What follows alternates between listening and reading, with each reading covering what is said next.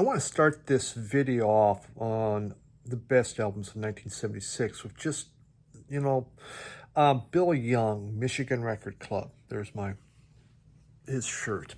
He's been fighting bone cancer, and he was recently hospitalized again. He's been in there for a few weeks with his appendix, and they think he may now also have leukemia. So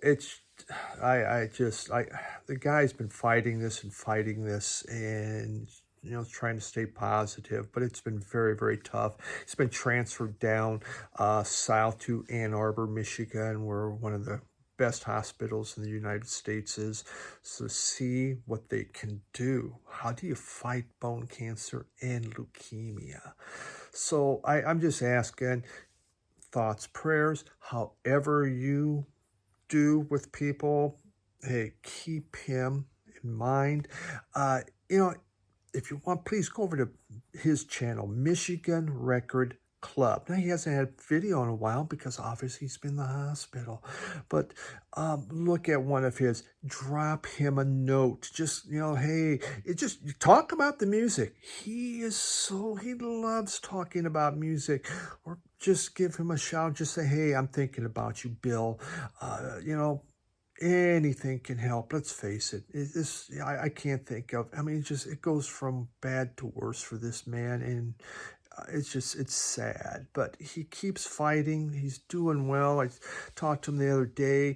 Spends his time watching the game show channel in the hospital. So it would be nice if he had some other things coming his way, something to read and that. So Michigan Record Club, easy to find if you hit search, and Bill Young. So Bill, if you're watching this, man, I'm there for you. I'm praying for you. You're a great friend, and I really appreciate you. So, okay, now 1976. Best albums of 1976. We finally reached a year where I have some records. Very exciting.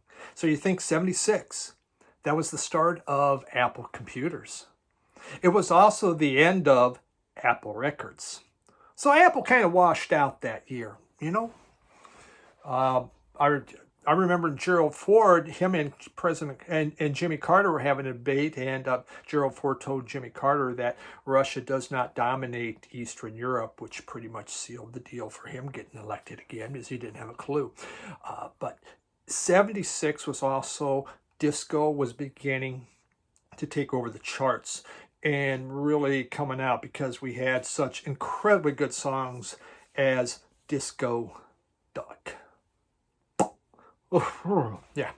But soft rock was still there. England Dan and John Ford Cody were really big at that year, so a lot was going on. For me, 76 was a year in which I finally had money. I was working, and so income was coming into my pocket. I had been working, but do a paper out, you only get so much. Now I was working in a grocery store. So I was able, with this income, I had two choices. I could save for college, or I could go buy records. Well, college, just go get a loan and pay for it then later. I want the records. So we're going to look at my favorites from that year. And most of I would have to say, some of the other years is like, God, I wish I had that. I felt pretty good on this one. Number 10. You may not have this in your top 10. Fela Kuti. This is Yellow Fever. And it is a nice original. With this album, Fela was really coming into his own. He was putting out 3-4 albums a year, but this one, the funk was so strong. The drumming, his saxophone playing was incredibly good. Yellow Fever is just a protest of African women using bleach, whether it be creams, as you can see here, which bleach their skin so they would look more white.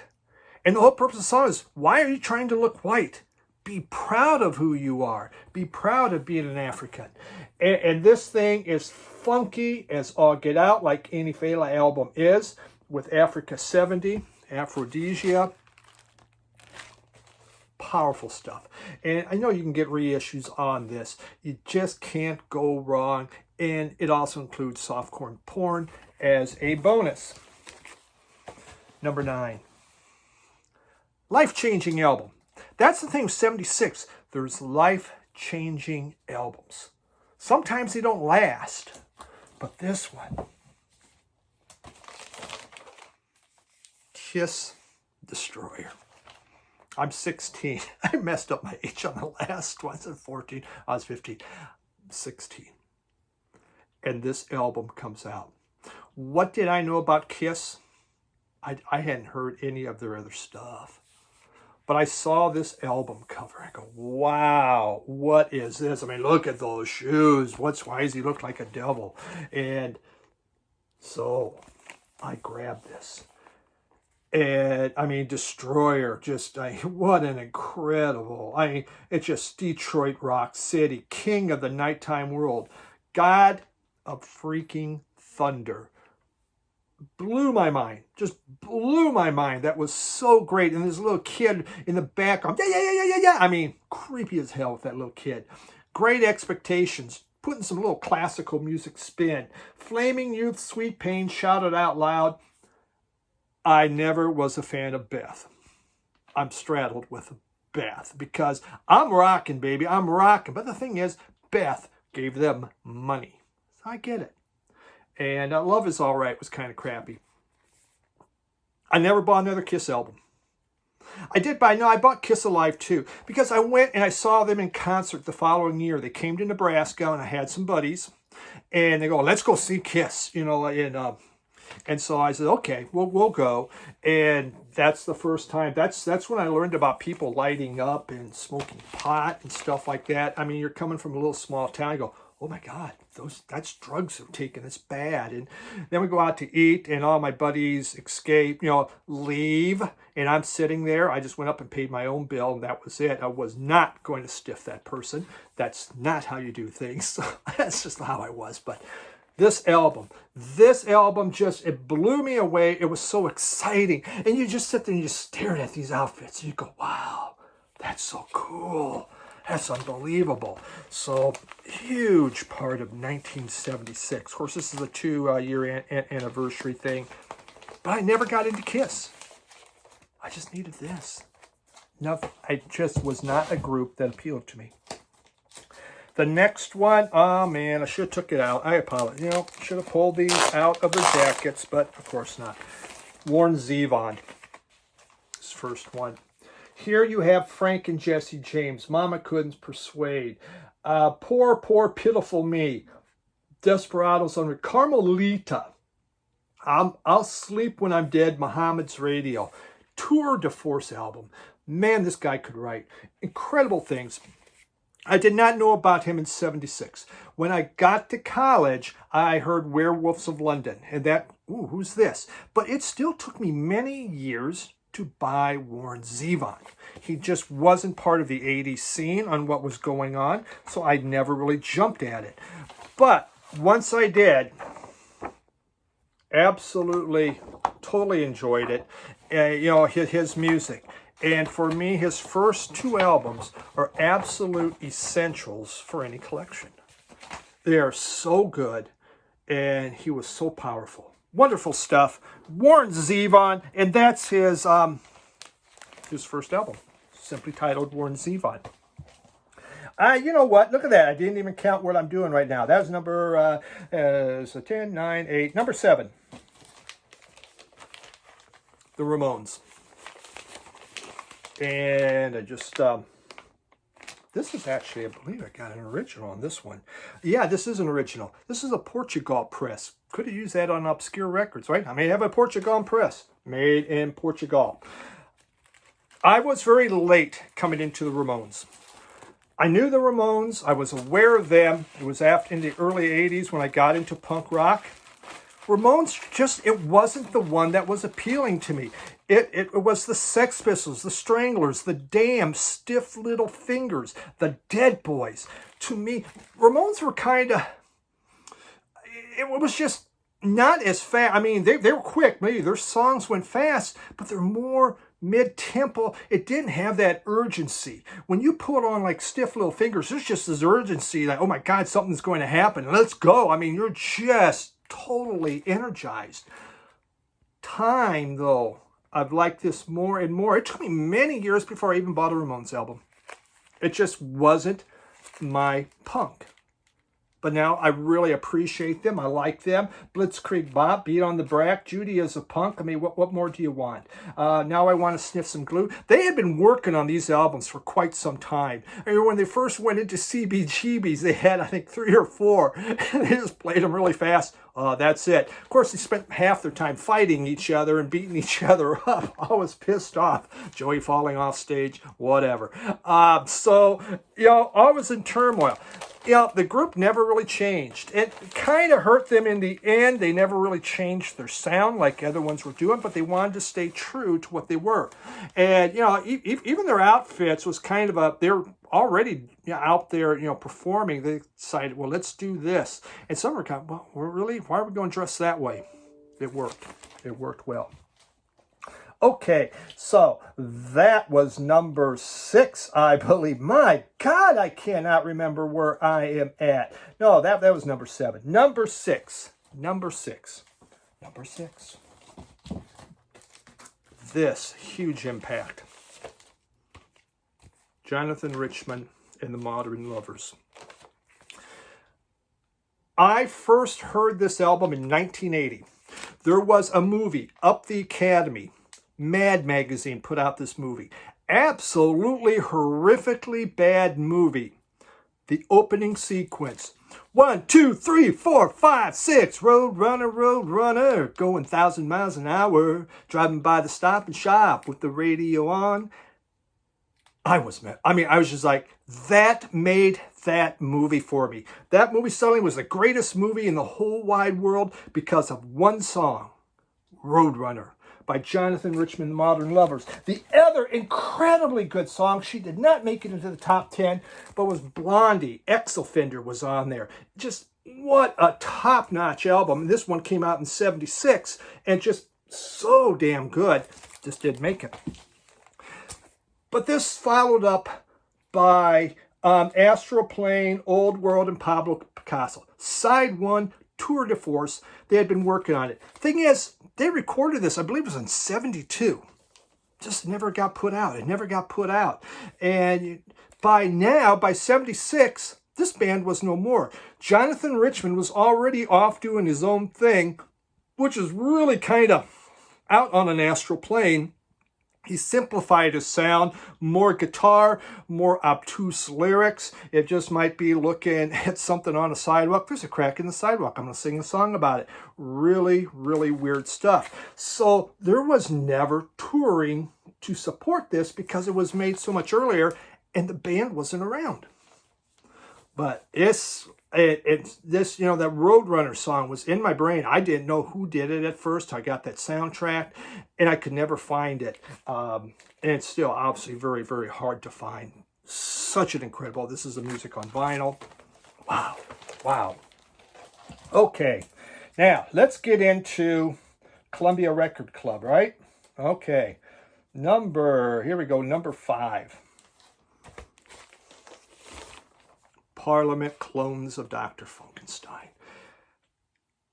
Columbia Record Club. Didn't send back my card. I get this. I look at that and I go, oh my God. What kind of piece of crap is this? I mean, this looks awful. I'm not going to like this. And then I put it on. And it starts with a prelude with just this organ. And they're talking about how we're going to come down and we're going to change. We're going to funk everyone. And then it goes into Game On You, Dr. Funkenstein, Children of Production. We are children of production. Getting to know you. Do that stuff. Everything is the one. Funkin' for fun. Hey, everybody. Funkin' for fun. Wow. I became a huge Parliament fan. The only one in my high school, you know, like it was like 90 of us in my class. I can guarantee I was the only one talking Parliament and how good this is. Everyone else thought I was probably on dope or something. I think I was the only one not on dope or drinking. But incredible stuff. Columbia Record Club, didn't send back my card, and this is what I got. And it's still not my favorite Parliament, second favorite Parliament. Loved it. Clones of Dr. Funkenstein. Number 4. Led Zeppelin Presents. 76, I knew nothing of Led Zeppelin. No idea. So I'm at a Ben Franklin store. And actually, it was probably, Ben Franklin would have been 76. And Ben Franklin's a 5 and dime. They had 4 bins where they had record albums, and which was big. I mean, my previous town I lived in, we didn't have any. We just had 45s. And so I'm looking, and there's one of my friends. His name was David Grubbs. They owned Grubbs grocery store. Grubbs grocery store. What Grub is, slang for food. Last name Grubb. Okay, got it. And I says, "What do you want?" Now, David was one of my stoner friends, and he's looking, goes, "You need this." I go, "Who is it?" He goes, "Led Zeppelin." Okay, are they good? He goes, "Oh my God, they're great." And so I brought this home. Spent all this time looking at that picture. I dropped this on the turntable, and on comes Achilles' Last Stand. Now, I had read already the Iliad twice.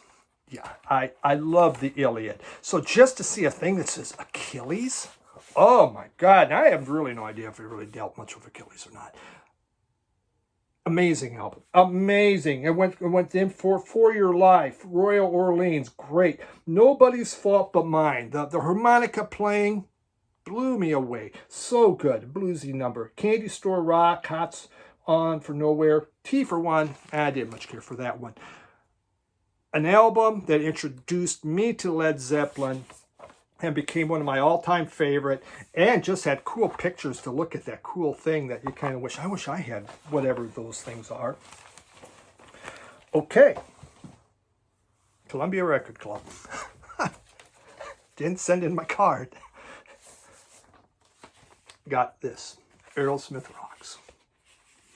I knew of Dream On. I knew that song from Aerosmith. So this was a big deal. Okay, Dream On. And this comes in, and this is my all-time favorite, Aerosmith, because it was my first. And I sat and I memorized it. Back in the Saddle Again, Last Child, Rats in the Cellar, Sick as a Dog, Nobody's Fault, Get the Lead Out, Lick and Promise. Home Tonight sucked. I didn't like Home Tonight. It was like, oh, look, we're doing a ballad.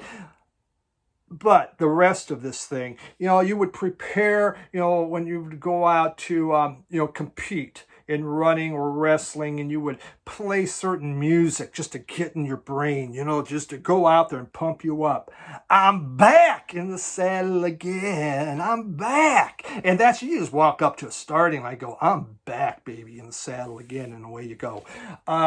Just adrenaline pumping, great stuff from Aerosmith. Could not have been more excited. This album in college, it got played again and again and again. And then they just went downhill. I bought their next album. It was okay. And then things turned to crap. Number 2. Columbia Record Club. Columbia Record Club. Didn't send in my card. This album comes in. I'm going, what is that? Marvin Gaye. I Want You. Now, I knew who Marvin Gaye was because heard it through the grapevine. I did not know the Creedence Clearwater version. I knew Marvin Gaye's version because that's what was on AM radio. I get this, and I just started looking at this artwork, and I'm memorized. This artwork memorized me.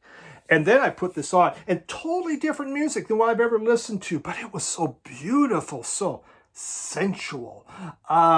I Want You, the vocal. Come Live With Me, Angel. After the Dance, the instrumental. Feel All My Love Inside. Perfect for a 16-year-old.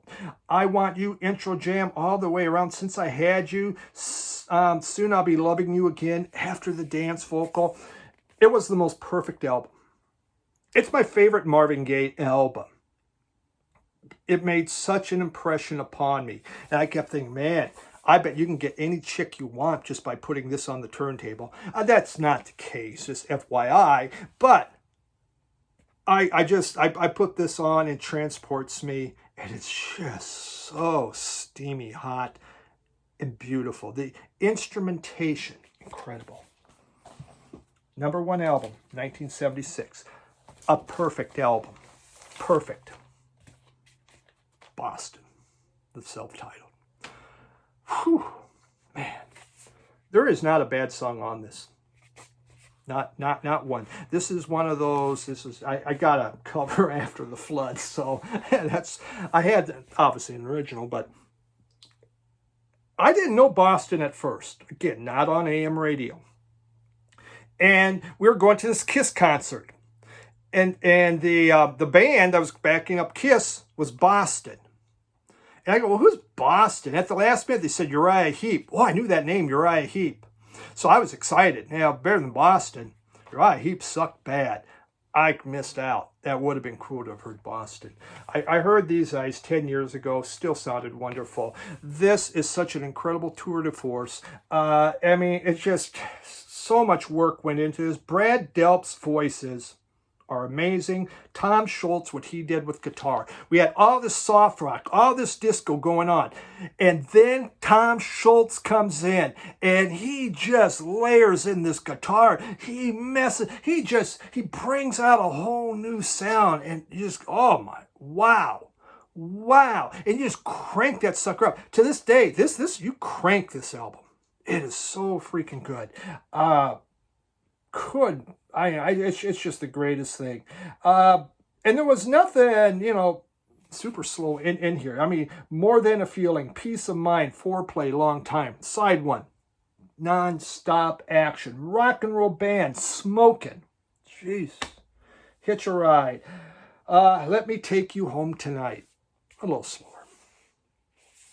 Best album, still one of the greatest albums, greatest debut albums ever. Boston. That's 1976. Thank you.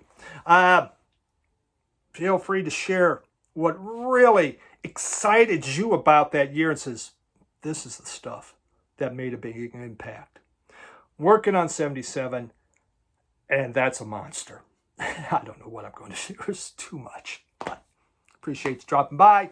Have a great rest of your week. Bye.